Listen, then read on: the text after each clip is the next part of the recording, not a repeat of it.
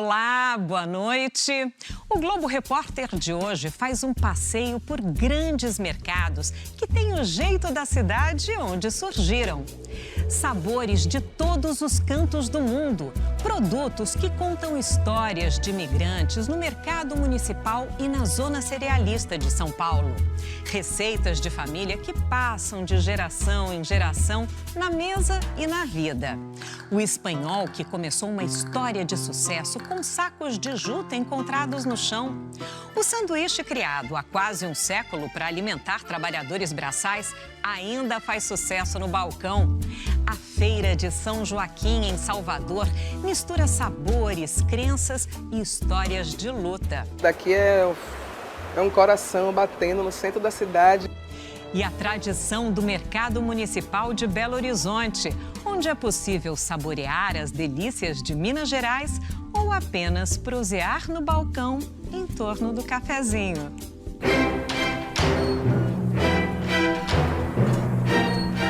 São Paulo não sai do trilho, sempre teve vocação para crescer. Para cima, para os lados. Nasceu vila, virou cidade e se tornou a maior e mais importante metrópole da América Latina. Para dar conta de tantos gostos, só mesmo um grande mercado, um mercadão. Um lugar onde você encontra todo tipo de ingrediente, com gente do mundo inteiro, um caldo de culturas.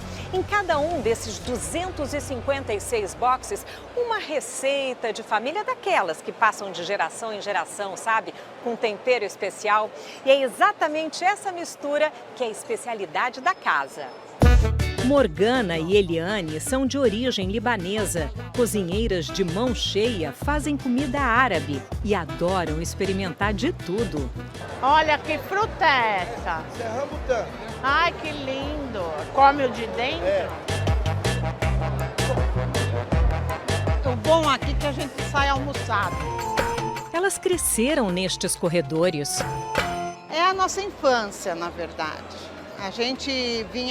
A gente morava aqui de criança, nascemos e ficamos até os 10 anos aqui. Era um bairro de muito pessoal da colônia árabe, da colônia armênia, da colônia de japonês. Nós éramos todos vizinhos, então a gente morava tudo aqui e aqui era nosso ponto de encontro. Essa Torre de Babel convive há quase 90 anos sob o mesmo teto da construção neoclássica de Ramos de Azevedo, engenheiro arquiteto paulista do início do século passado. Quem passa lá embaixo nem repara, mas dá só uma olhadinha nesses vitrais, obra de imigrantes. O pai, alemão, trouxe a técnica na bagagem, o filho aprendeu, foi para o interior de São Paulo, fotografou essas cenas e colocou os trabalhadores rurais no centro da cidade. Uma beleza, né? Olha que beleza de filé. Quanto tá a capa de filé? Olha por que a gente compra aqui. Olha o sanduíche de mortadela. O lanche de mortadela aqui é desse tamanho porque era o almoço dos carregadores. O melhor negócio era comprar em grandes quantidades no mercado municipal. Na época de 33, 40, ele era focado mais para o pessoal do atacado, do comércio. Então esse pessoal vinha sempre na madrugada para tomar café. E meu avô, na época, teve a ideia de colocar os lanches de mortadela pronto em cima do balcão. Os carregadores pegavam pesado e, como o saco vazio não para em pé, se abasteciam no bar do Mané. O sanduíche de mortadela foi crescendo, crescendo, ficou famoso e alimentou o desejo de muita gente, como o da dona Janete. No meu primeiro salário, sabe o que eu pensava? Eu vou comer tudo que eu tenho vontade. E o que a senhora comeu com o seu primeiro salário? Você sabe, olha, eu tinha vontade de comer, era coisa assim, uma maçã, uma goiabada com queijo, sabe, um sanduíche de mortadela. E lá se vão 89 anos de tradição. Eu sou a terceira geração daqui do bar. Terceira geração. Então vamos começar pela primeira? Vamos. Seu avô? Meu avô começou em 1933 aqui no mercado, né? Quando o Mercadão começou. A quarta geração já chegou chegando. O que você acrescentou ao tradicional sanduíche de mortadela? Ao sanduíche de mortadela eu coloquei cheddar e bacon para dar uma atualizada no cardápio, né? O pai ainda está à frente do negócio. Difícil deixar a própria história para trás. Você está recebendo esse bastão? Ele não está querendo deixar, mas eu quero deixar ele em casa. Ele precisa descansar. Ele foi igualzinho meu avô. Trabalhou a vida inteira, não descansou nada. O avô de William veio de Portugal. Na época, a Europa estava devastada com o fim da Primeira Guerra Mundial. Os jovens precisavam de emprego e São Paulo de mão de obra. Milhões de imigrantes percorreram esse caminho. Deixaram uma vida para trás, atravessaram o oceano, desembarcaram no Porto de Santos e pegaram este trem. Era fim do século XIX e esse movimento fez a população de São Paulo pular de 30 mil habitantes para 240 mil em menos de 3 décadas. E quando os estrangeiros chegavam aqui, não era o fim da linha. Uma nova história estava só começando.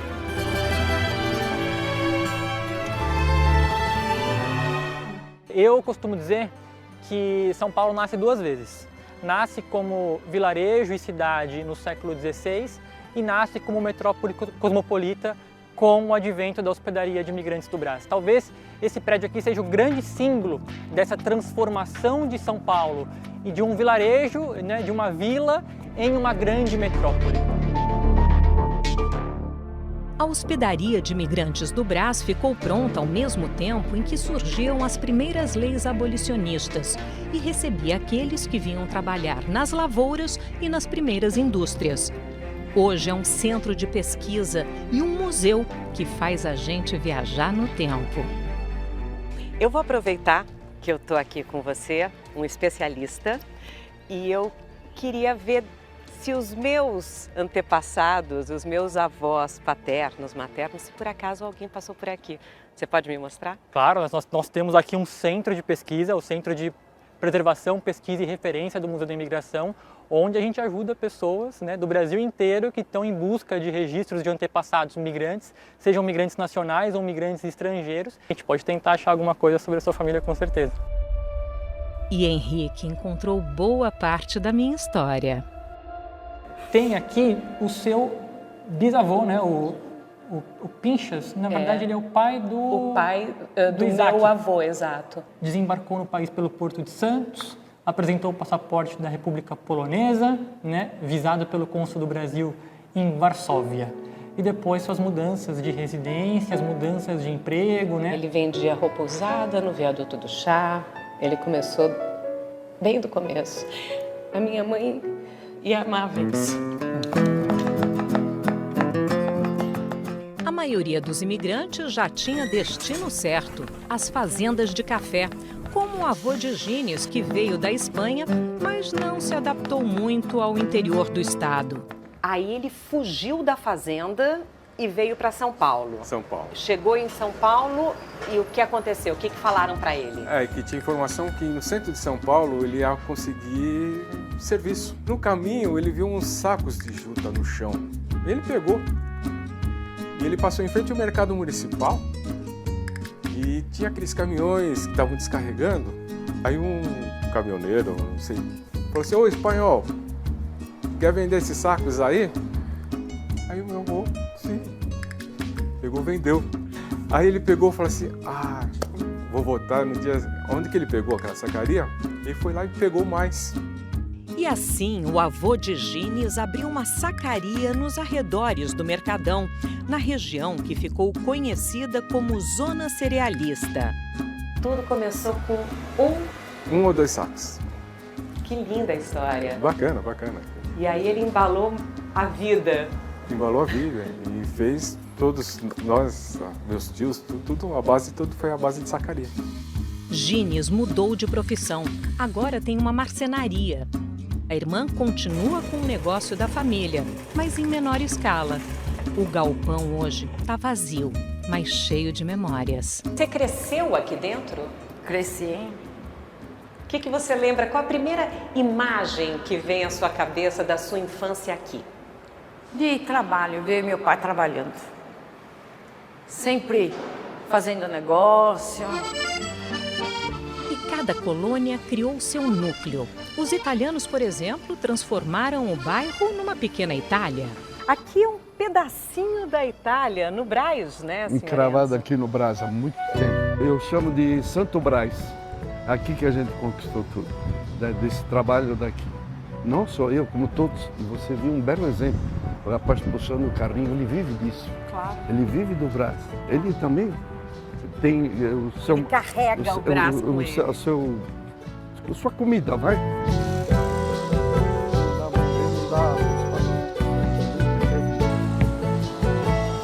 Enzo tem uma loja de alimentos naturais, grãos, sementes, especiarias.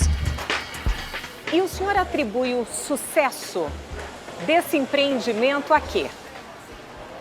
Exatamente, eu acho que pelo próprio público, vamos chamar de público, que iniciou a forma diferente de se alimentar, sem açúcar, procurando desses produtos que sejam mais saudáveis, né? E foi pouco a pouco, porque os últimos produtos, linhaça, chia, cranberries, são recentes, né? E sabe como tudo começou? Com a base de uma comida bem temperada. E a gente ia para a Espanha carregar o alho, né? O senhor levava o alho daqui para lá? Não, ou de lá para cá? Espanha, vem alho do México, Argentina principalmente. E hoje, como eu te contei, o Brasil não é autossuficiente, mas tem um alho imbatível. O Brasil logrou ter. Por isso que essa terra, nós estamos aqui, essa terra é maravilhosa, que se plantar tem. Que o diga seu Valmir. Ele veio do Ceará, foi carregador, mas sentiu um gostinho diferente quando começou a trabalhar com alho. Foi aí que ganhou dinheiro. E agora tem uma plantação de alho em Minas e uma loja na zona cerealista do Brás. A minha família trabalhava na roça, né? Trabalhava na roça e a gente tinha uma vida meio sofrida e vinha buscar uma vida melhor, né? Aqui em São Paulo, no sul, né? Como todo nordestino faz. Mas quem vem atrás do sonho aprende depressa a chamar a cidade de realidade. As ondas de imigração não param de chegar. Do Nordeste, da África, dos países vizinhos, e todos sabem que não é fácil. Checho veio criança da Bolívia e ainda se pergunta a qual lugar pertence. Eu, como imigrante, eu sou uma eterna crise de identidade. Sou visto como um turista na Bolívia, eu sou visto como um turista entre eles, como um gringo entre eles aqui, e entre vocês também, eu sou visto como um estrangeiro, uma pessoa de fora, eu sempre sou visto como uma pessoa de fora. É uma dificuldade tremenda para tentar entender onde eu estou. Checho mostra com orgulho o sorriso prateado, tradição da origem indígena. E busca na Feira dos Bolivianos da Rua Coimbra sabores que fazem lembrar suas raízes. O cozinheiro ensina, as batatas bolivianas têm um gosto especial. As batatas transgênicas são pura água, você prova, e essas não, você sente o gosto mineral delas, é muito interessante. No restaurante, a mistura de pratos típicos com toques locais. Um cardápio com a cara da cidade. Eu sou um imigrante, eu faço comida de imigrante, que é a formação de São Paulo, né? O pepino com a casca, ele fica menos indigesto inteiro. Na casa das irmãs, o almoço libanês feito com ingredientes vindos direto do mercado municipal. O tabule é uma salada à base de trigo e ervas. Tabule, traduzindo em árabe, quer dizer temperos. Se come com alface. A gente já fez assim, que já pega a trouxinha e põe na boca. Põe inteiro na boca, põe inteiro. Inteiro.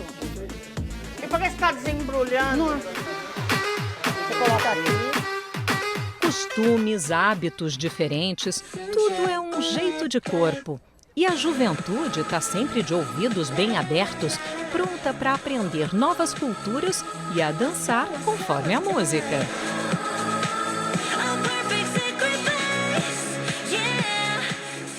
A avenida não poderia ser outra, Paulista. As meninas brasileiras apresentam sua arte direto da Coreia do Sul.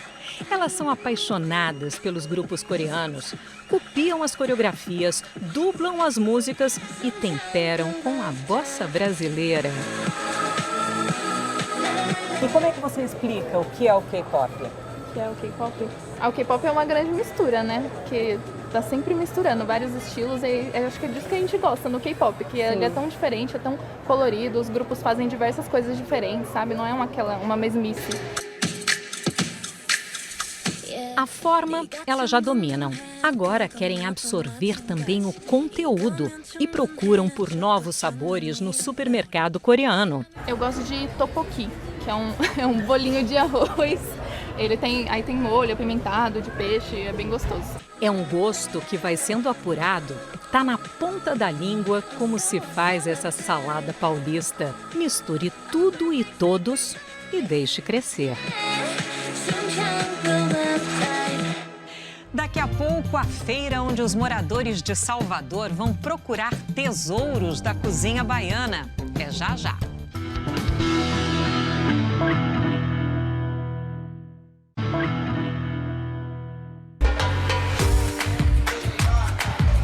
Salvador é uma cidade em 2 níveis, a cidade alta e a cidade baixa. São diferentes oportunidades, histórias de vida, ritmos e raízes.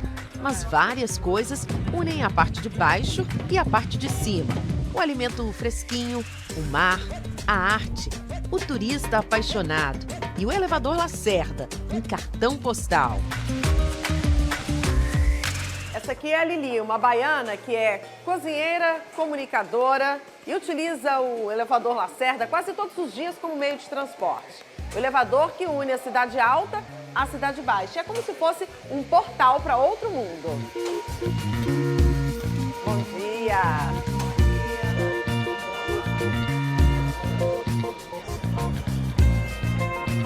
A gente não saberia desbravar essa parte da cidade sem a companhia de alguém que conhece muito bem o lado de baixo e, mais ainda, é uma apaixonada por ele. É como se fosse uma cidade dentro da cidade de Salvador e, além disso tudo, tem essas pessoas incríveis. Foi na Cidade Baixa que nasceu a Feira de São Joaquim, a maior feira livre da Bahia. Essa história de famílias, de gerações estarem tirando a sobrevivência daqui, esse lugar que fornece alimento para toda a população de baixa renda da cidade e de alta renda também. Primeiro era um armazém do cais de número 7, virou Feira do 7. Vendia peixe e pescado na Bahia e nos rios do Recôncavo. Depois, água de meninos, porque havia uma bica onde os meninos que circulavam na feira tomavam banho. Consagrou-se como Feira de São Joaquim e resiste há mais de meio século.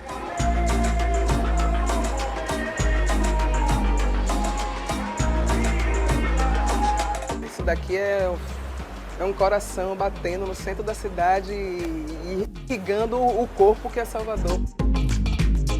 Com essa pimenta aqui, Camila, coloca a pimenta dessa inteira dentro do alimento, aí ela dá uma picância leve. Agora, se abrir, ninguém come.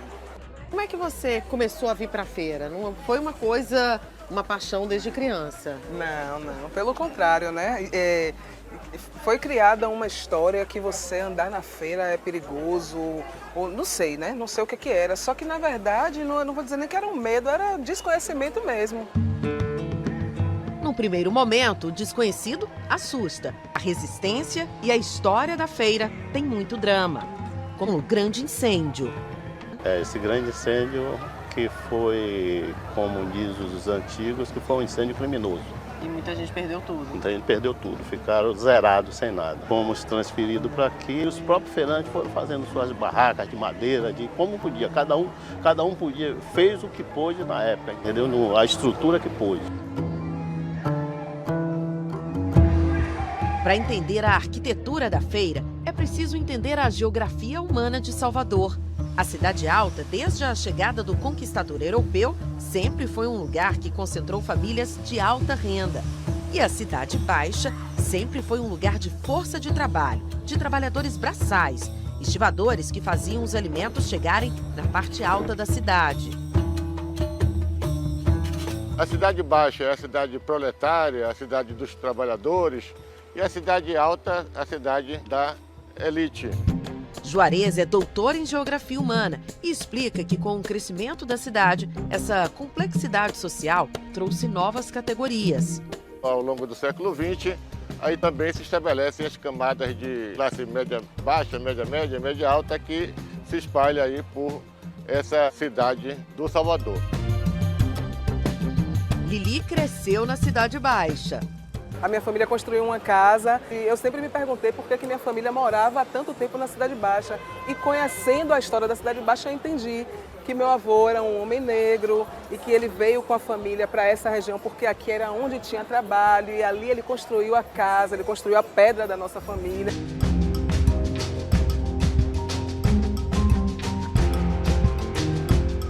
Há uma grande magia em Salvador que mistura cores, sabores e religiões, que por anos conviveram harmonicamente. A mistura de raças e credos é tão forte aqui na Bahia que a gente consegue presenciar cenas como essa.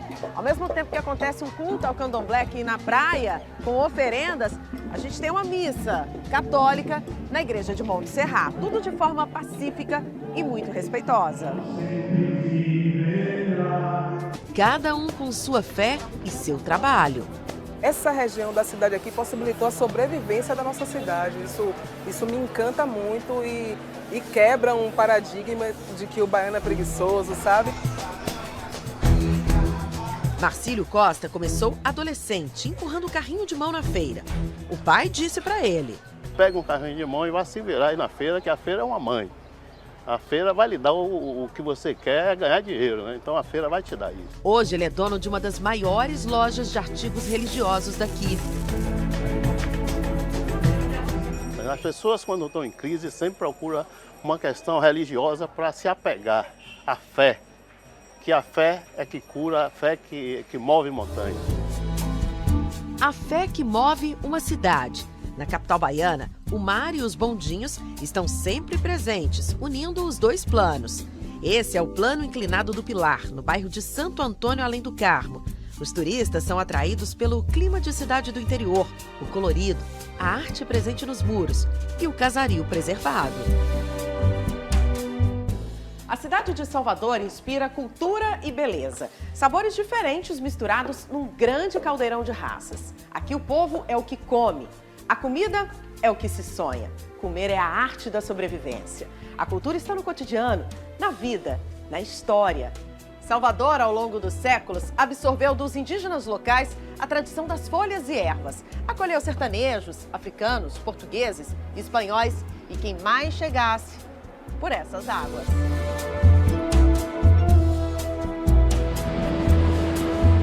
Na década de 60, havia um intenso comércio marítimo, produtos que vinham das ilhas da Baía de Todos os Santos e do recôncavo baiano.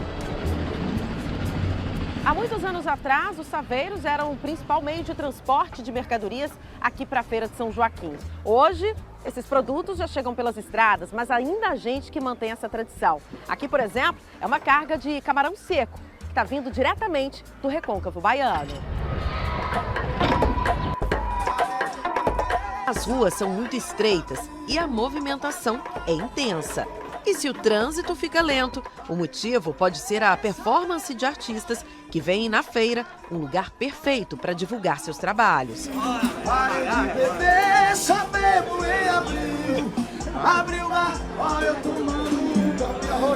O Breguinha engarrafa o trânsito e coloca o povo para dançar. Abre o mar, olha eu tomando um copinho.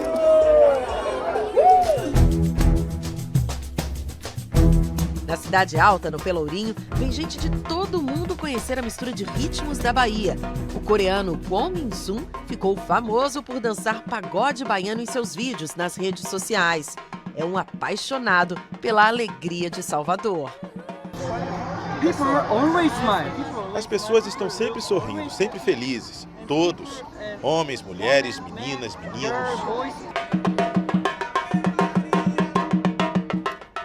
e arrisca em português. Oi, gata. Te amo. Eu sou seu marido. Você é minha gata. Da felicidade do povo baiano, ninguém consegue escapar. Da resistência do povo que trabalha na feira, ninguém passa sem ver. Quem caminha por essas vielas faz uma viagem no tempo. Parece que ao mesmo tempo que a gente está em 2022 aqui, a gente consegue voltar um pouco no tempo e enxergar coisas que a gente não vê mais com nossos olhos, assim.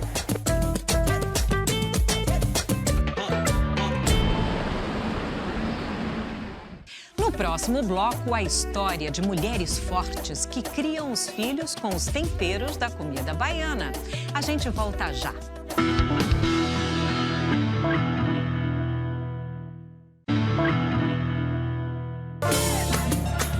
Na Bahia existe uma figura real que mexe com o nosso imaginário. É mãe, cozinheira, guerreira, a baiana do acarajé. A mulher que vende seus quitutes tem até monumento no Largo de Amaralina, pertinho do mar e do cheiro da maresia. Olá, tudo bom? Tudo bom? Mas na casa de uma baiana de verdade, o cheiro é de comida boa. As panelas contam muitas histórias. Quiabo, cebola, castanha, amendoim. E a vizinhança fica com água na boca. Na hora de sair de casa, tem todo um ritual. Cada dia é de um orixá, entendeu? Então tem baiana que se veste de acordo com o dia. Eu não tenho isso não, eu gosto de vestir branco, azul, amarelo, depende da minha vontade. Panelas do carro, toca pra praia do Porto da Barra para continuar o trabalho. O que a senhora conquistou com a venda do acarajé e seus filhos também? Olha, eu conquistei muita coisa.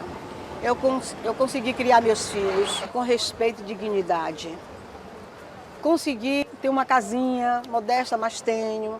Os meus filhos todos são independentes, todos têm sua morada própria, todo aqui do acarajé.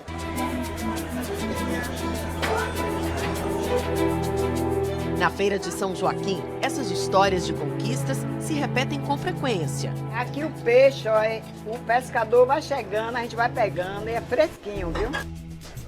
Marilena começou com um pouquinho de cada coisa. Começou com meio quilinho de feijão, não era nem grandão assim, era aquele pedacinho ali, ó, meio quilinho de feijão, meio quilinho de arroz, um bifezinho que eu vendia aqui, ainda levava para os filhos em casa. E hoje tenho comida aqui para dar, vender e emprestar. Oh, criatura! O tempero da Dadá é a alta gastronomia popular. O vovô do Ilê, um dos fundadores do bloco Ileaê, que nos anos 70 revolucionou o Carnaval de Salvador, com seu ritmo afro-brasileiro, se delicia com os quitutes da Dadá há 30 anos. Aqui é um reduto também, como se fosse um reduto do Ileaê, né? Falando da comida da Dadá. A comida da Dadá é muito especial, né? Porque aqui, se você chegar, demorar, você não encontra, né? A comida baiana é forte, é apimentada. Muito bom. Salvador é a cidade onde se come o sol, o acarajé. A palavra acarajé significa comer bola de fogo, né? Acará, que é o nome do alimento, significa bola de fogo e jé significa comer em Urubá. Então, quando a gente ingere o acarajé, além de toda a história, a gente está ingerindo também um alimento muito rico. A origem da baiana são as negras de ganho, né? Elas eram mulheres que foram libertadas após a abolição da escravatura e que elas tinham que pagar a casa que elas viviam. Tereza é uma baiana que veio do sertão ainda menina, protegida pelos 7 orixás. Você sente essa ligação com a sua ancestralidade? Muito, muito forte, né? Quando eu era pequena, eu morava no sertão, no interior, obviamente, não tinha loja, supermercado, e passava um homem que era um mascate. E eu pequenininha, ele chegava lá e ele falava assim, cadê a menina do Salomão, né? Ele dizia que eu era protegida de 7 orixás.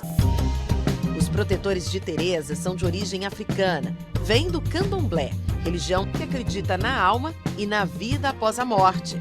Uma das poucas coisas que não foi tirada dos negros durante os anos de política escravagista. Sobre as águas do Dique do Tororó, as esculturas dos orixás. Um presente do escultor Tati Moreno para a cidade de Salvador.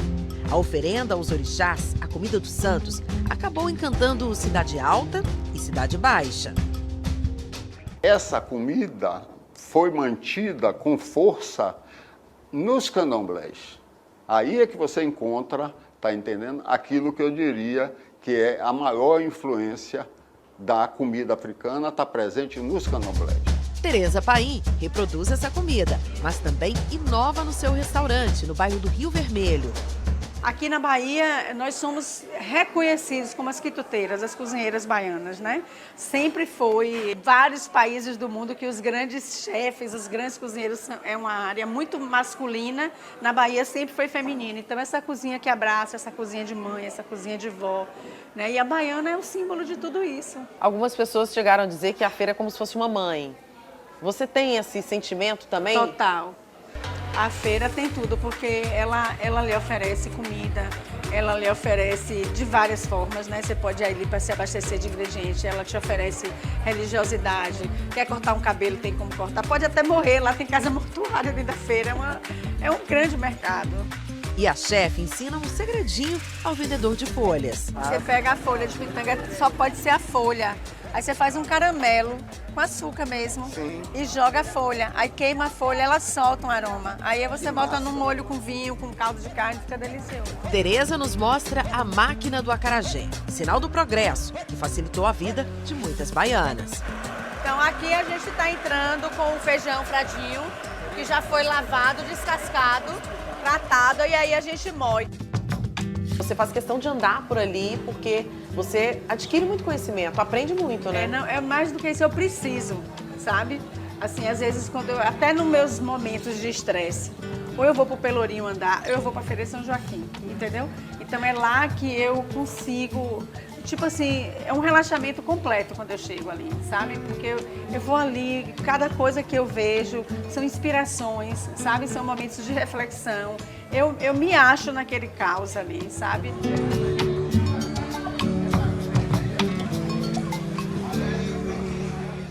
No próximo bloco, sabor e prosa. As tradições da comida mineira preservadas no Mercado Municipal de Belo Horizonte. Já, já.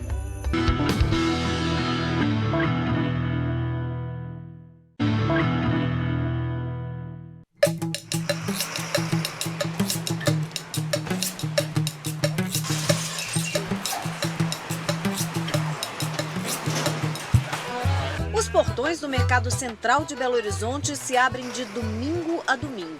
Às 8 em ponto começa o vai e vem de comerciantes e fregueses. Mais de 1 milhão de pessoas visitam o mercado por mês.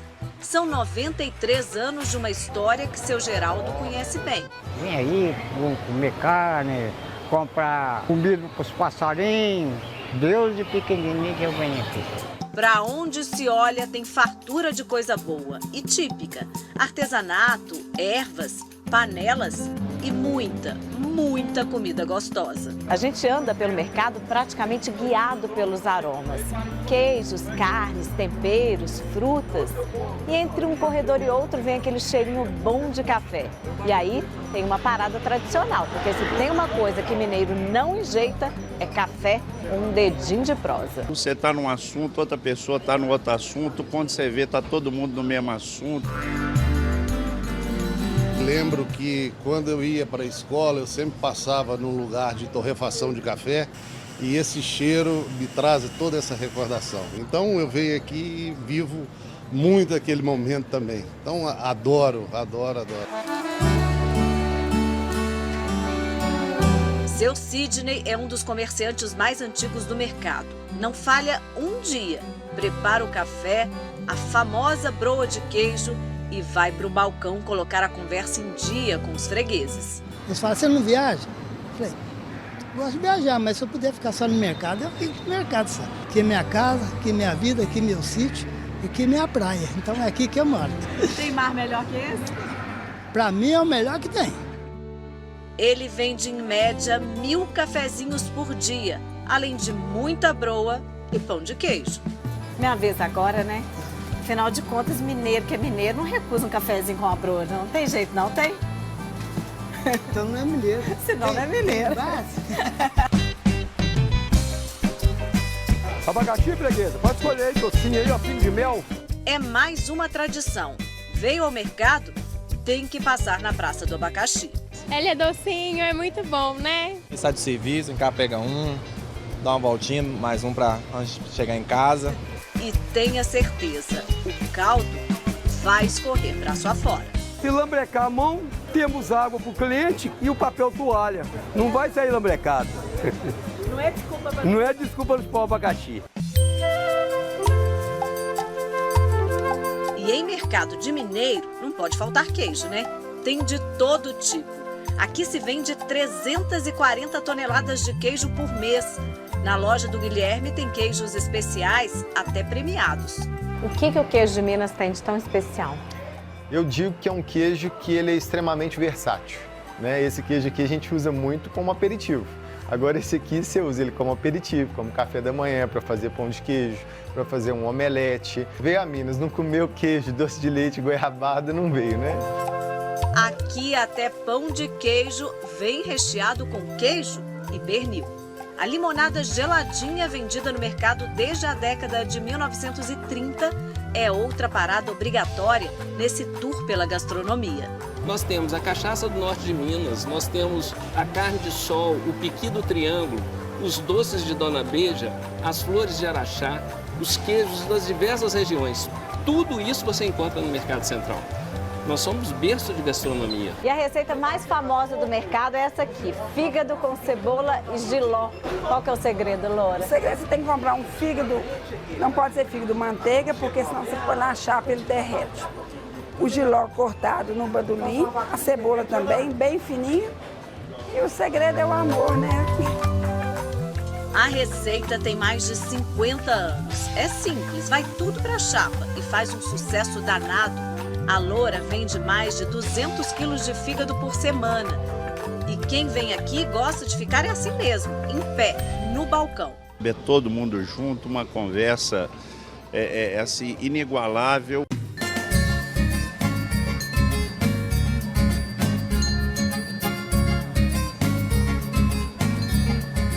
Mas nem só de delícias vive o mercado. São mais de 400 lojas com todo tipo de produto. O seu Fernando garante que na dele tem mais de 10 mil itens no estoque. Campainha, saleiro, ferramenta de tudo quanto é tipo. Telefone antigo. Tem gente que não conhece nem como é que funciona isso aqui. Exatamente. E tem gente que vem comprar. Vem comprar. Tá vendo? Se precisar de um telefone antigo... Trocar por dinheiro. Só chegar. Só chegar.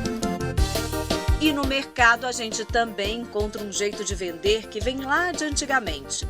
Muita coisa sai assim, a granel. E na banca de frutas de seu Antônio, quem não tem dinheiro, pendura a conta. Tem vários fregueses desse tipo.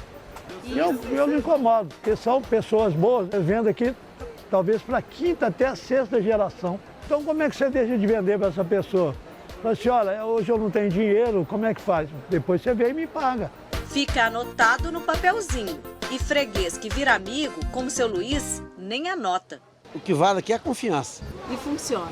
Para quem tem bigode, vale o fio do bigode. Para quem não tem, vai a conversa.